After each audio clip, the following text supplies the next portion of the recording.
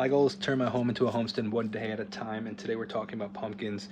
Now that fall is like full swing to some degree coming to an end, turning into winter, a lot of people have pumpkins all around. They use them as decorations, which I find is crazy that we use food for decorations, or people use food for decorations, and then they just throw them out.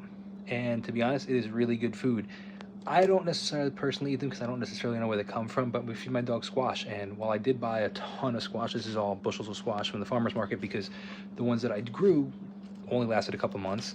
From people I know, I'll just ask, hey, you're gonna throw out that pumpkin at the end of the season? And then I get it, and then I cook it up from him, and he eats the pumpkins, and it's free food for my dog. You could definitely eat it. Like, I don't know. I kind of don't love the fact that I don't know where it comes from.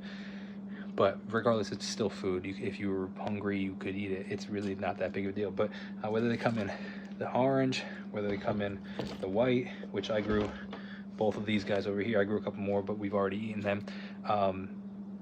They'll last a good amount of time. Granted, at this point, they've lasted quite a while on people's front steps, so like they won't last as long as they were if you just cured them properly.